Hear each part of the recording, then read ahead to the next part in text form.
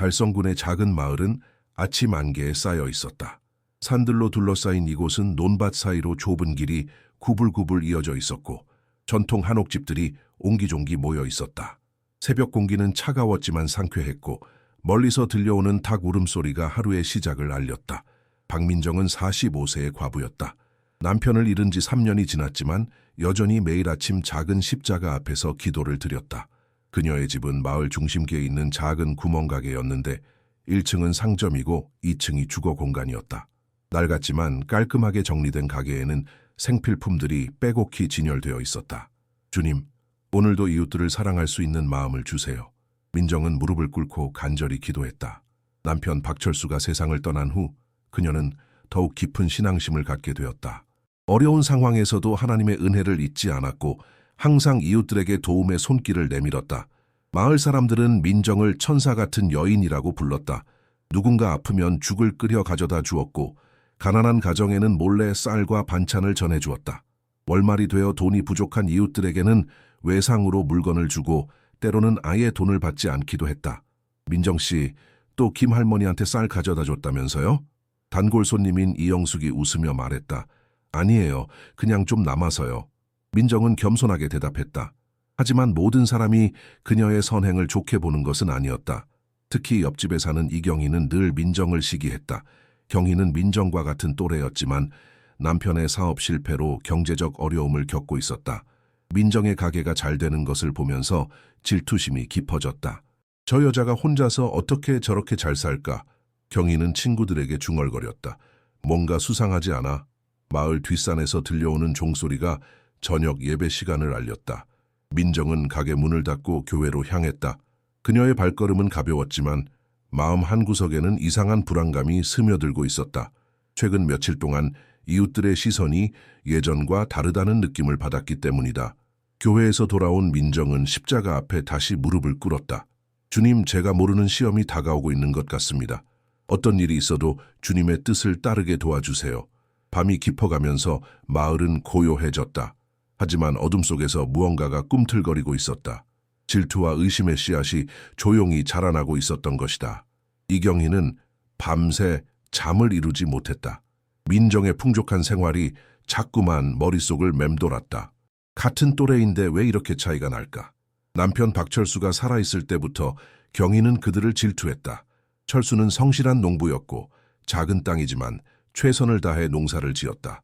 반면 경희의 남편 이동진은 사업 욕심만 크고 실속은 없어 자주 실패를 겁했다. 여보, 박철수 씨네는 어떻게 그렇게 잘 사는 거야? 경희는 남편에게 불만을 토로했다.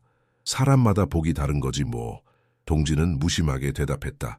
하지만 경희는 납득할 수 없었다. 특히 철수가 갑작스런 심장마비로 세상을 떠난 후에도 민정이 경제적 어려움 없이 지내는 것이 이상했다. 보험금이 있었을 수도 있지만 그것만으로는 설명되지 않는 부분들이 있었다. 어느 날 오후 경희는 마을 이장 부인인 김순자와 함께 빨래를 하면서 속마음을 털어놓았다.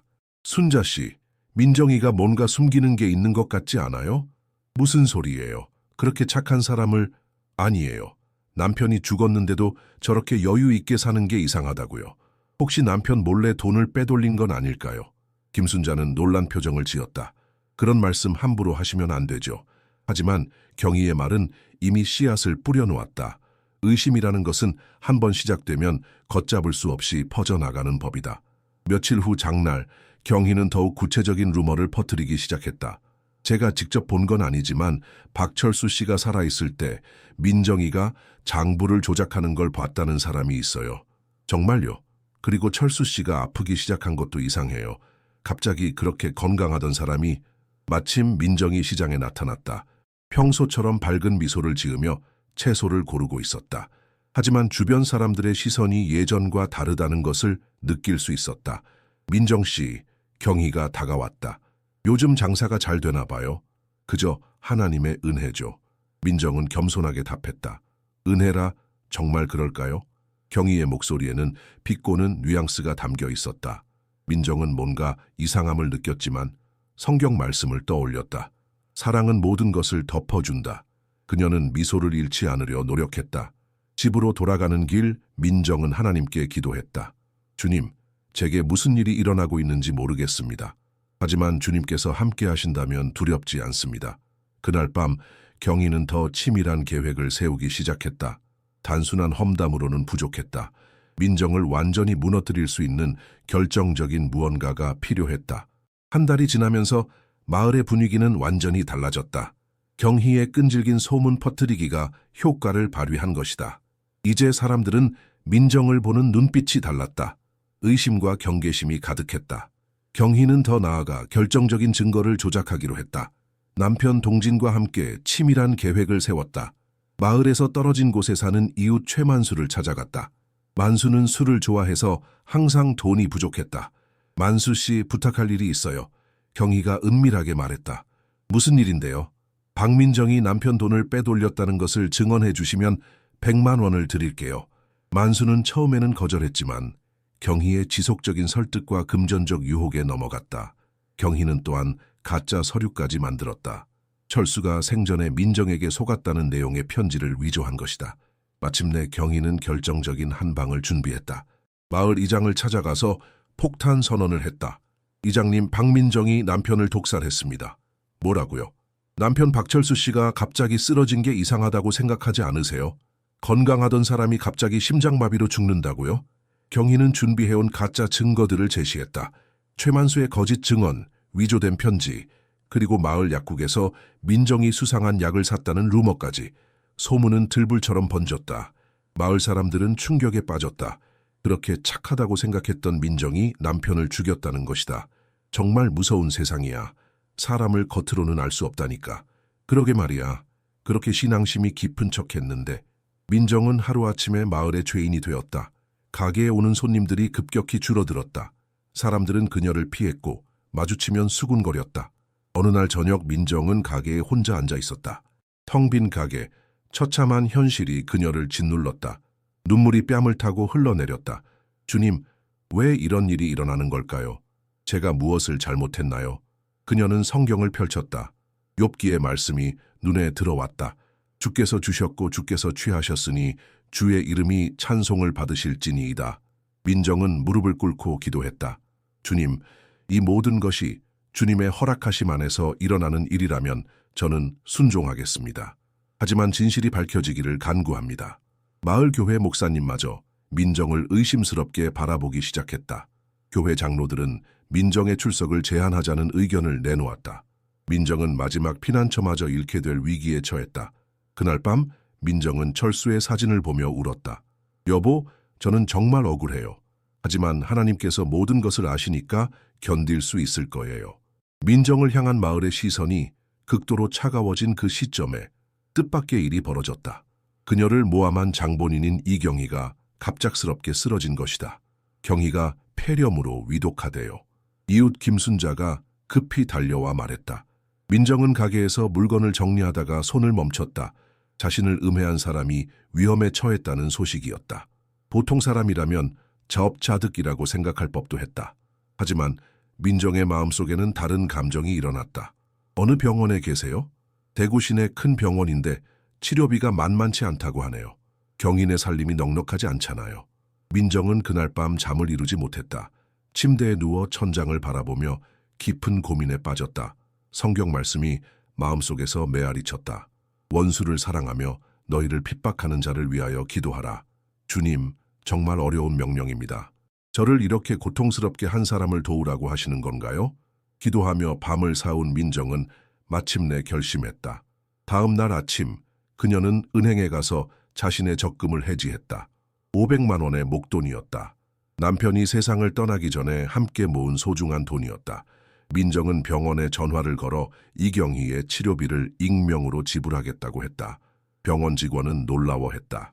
환자분과 어떤 관계시길래요? 그냥 같은 마을 사람입니다. 그런데 익명으로 하시는 이유가? 할 사람이 하는 거죠. 민정은 추가로 경희 가족의 생활비까지 지원했다. 경희의 딸 소영이는 대학생이었는데 등록금 때문에 휴학을 고려하고 있었다. 민정은 소영이의 등록금까지 몰래 지불했다. 교회에서 민정은 경희를 위해 간절히 기도했다. 주님, 경희를 낫게 해주세요. 그리고 제게 그녀를 진심으로 용서할 수 있는 마음을 주세요. 목사님은 민정의 기도를 듣고 의아해했다. 마을에서는 경희가 민정을 모함했다는 사실을 모르는 사람이 거의 없었다. 그런데 피해자인 민정이 가해자를 위해 기도하고 있었다. 한편 경희는 병상에서 조금씩 회복되고 있었다. 의사는 적절한 치료를 받지 못했다면 위험할 뻔했다고 말했다. 경희의 가족들은 누가 치료비를 냈는지 몰라 궁금해했다. 엄마, 정말 누가 그랬을까요? 딸 소영이가 물었다. 모르겠구나. 우리한테 그렇게 좋은 사람이 있었나? 경희는 가슴 한구석에서 이상한 감정을 느꼈다. 죄책감 같은 것이었다. 자신이 민정에게 저지른 일들이 하나씩 떠올랐다. 혹시 민정이 자신을 도운 것은 아닐까 하는 생각이 스쳤지만 그럴 리 없다고 생각했다.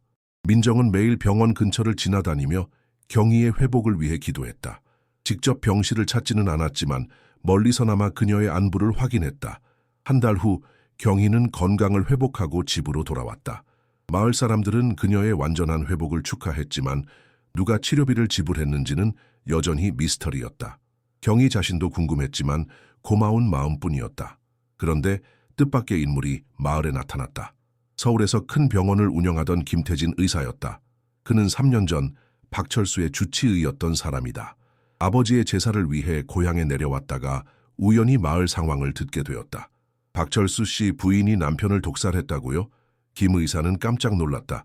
네, 마을에서 그런 소문이 돌고 있어요.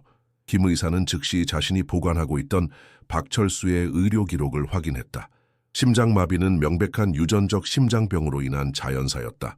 부검까지 했었고 독성 반응은 전혀 발견되지 않았었다. 이건 말도 안 되는 얘기입니다. 김 의사는 마을 이장을 찾아가 진실을 설명했다. 하지만 더 놀라운 사실이 기다리고 있었다. 병원 원무과에서 일하는 동생을 통해 최근 이경희의 치료비를 누가 지불했는지 알아본 것이다.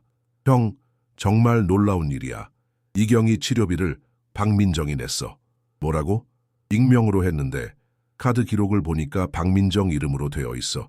등록금까지 모두 그 사람이 낸 거야. 김 의사는 할 말을 잃었다. 자신을 모함한 사람을 목숨 걸고 도운 것이다. 이런 일이 현실에서 일어날 수 있을까?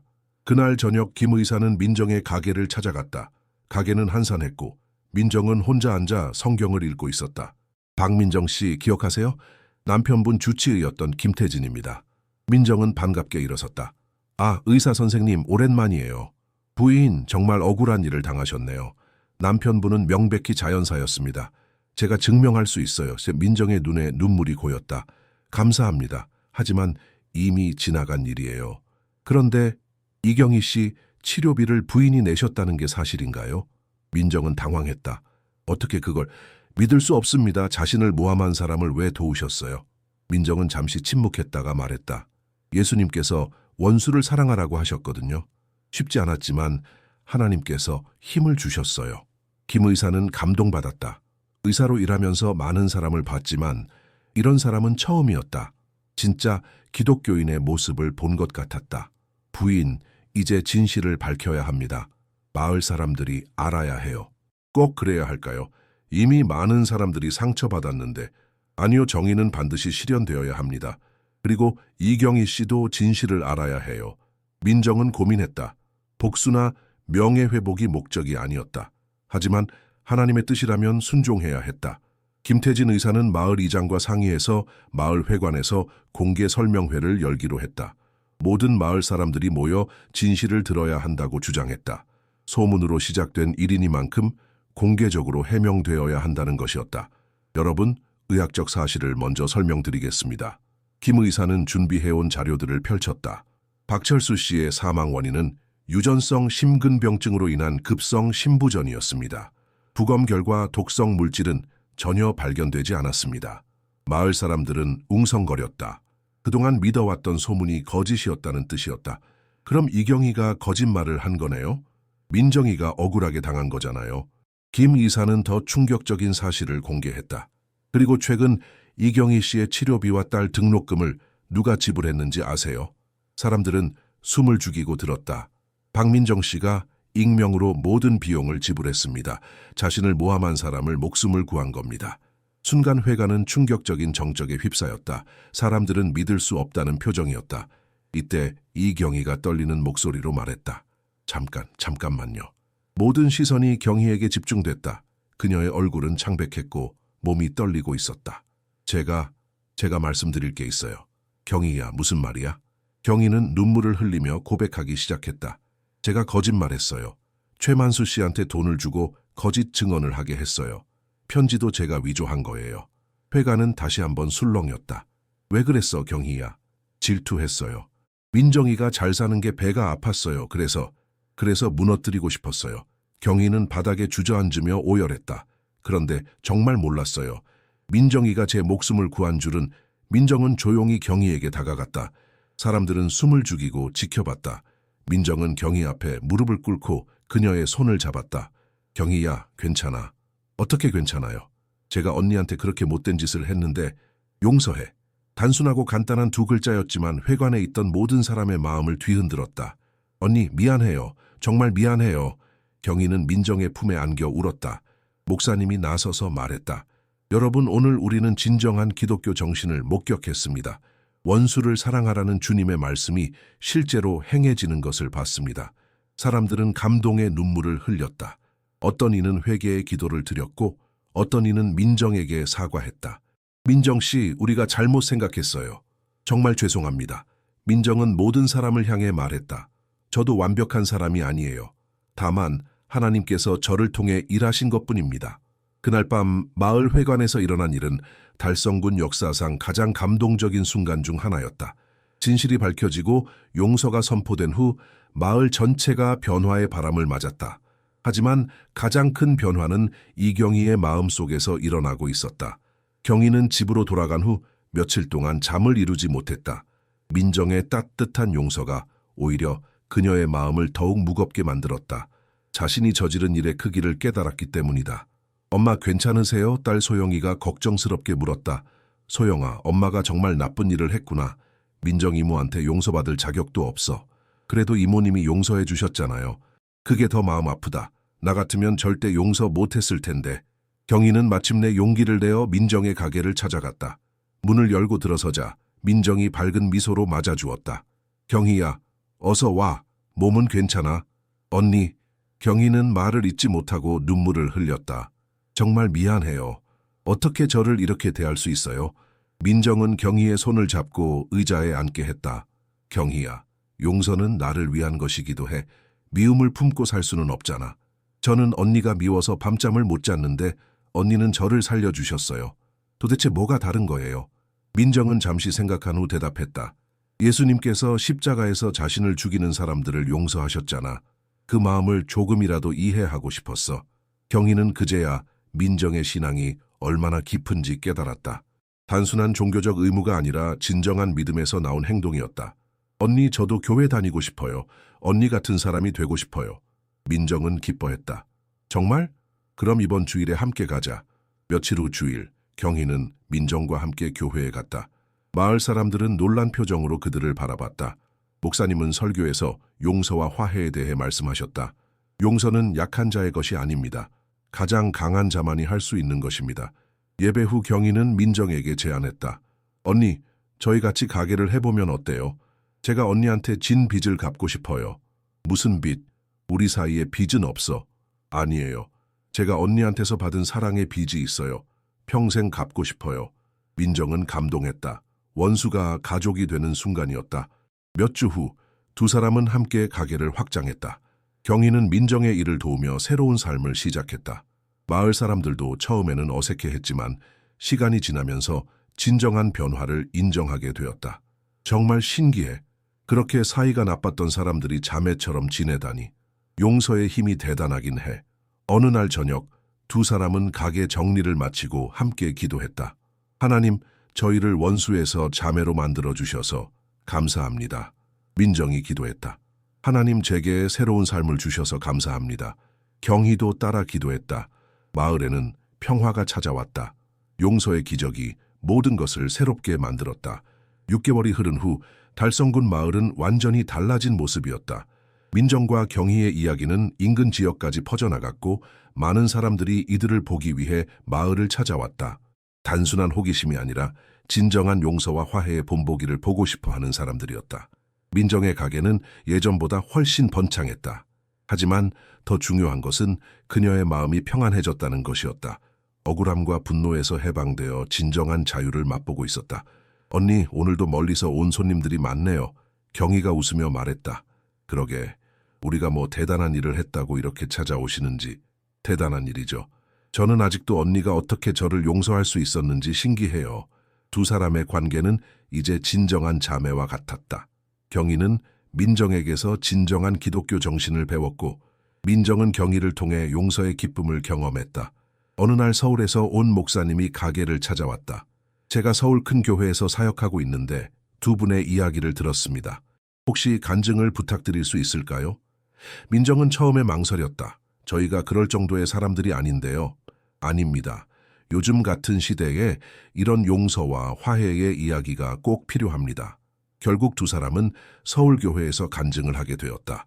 수많은 사람들이 그들의 이야기를 듣고 눈물을 흘렸다. 원수를 사랑하라는 예수님의 말씀이 현실에서 실현되는 것을 본 것이다. 간증 후 많은 사람들이 다가와 감사를 표했다. 덕분에 저도 용서할 용기가 생겼어요. 정말 감동적이었습니다. 마을로 돌아온 후 두 사람은 더 큰 일을 계획했다. 마을에 작은 상담센터를 만들어 갈등을 겪는 사람들을 도우기로 한 것이다. 언니, 우리가 경험한 화해의 은혜를 다른 사람들도 경험했으면 좋겠어요. 좋은 생각이야. 하나님께서 우리를 쓰시는 거겠지. 탈성군 화해센터라는 이름의 작은 건물이 마을에 들어섰다. 민정과 경희는 자원봉사자로 활동하며 갈등 해결을 도왔다. 이들의 실제 경험담은 많은 사람들에게 희망을 주었다. 1년 후 이 이야기는 책으로 출간되었고 드라마로도 제작되었다. 하지만 민정과 경희는 여전히 마을에서 소박하게 살았다. 명성이나 부를 추구하지 않았다. 그저 하나님께서 맡겨주신 일에 충실했다. 어느 저녁 두 사람은 마을 뒷산에 올라가 노을을 바라보았다. 아름다운 석양이 온 마을을 황금빛으로 물들이고 있었다. 경희야, 후회하지 않아. 뭐료? 그때 일 말이야. 만약 그런 일이 없었다면 우리가 이렇게 가까워질 수 있었을까? 경희는 잠시 생각한 후 답했다. 하나님께서 모든 것을 합력하여 선을 이루신다고 하잖아요. 제 잘못도 하나님께서 축복으로 바꿔주셨어요. 민정은 고개를 끄덕였다. 정말 그런 것 같아. 하나님의 계획은 우리가 이해할 수 없을 정도로 크구나. 그날 밤 마을은 평화로운 잠에 빠졌다. 용서와 사랑이 만들어낸 기적의 이야기가 계속되고 있었다.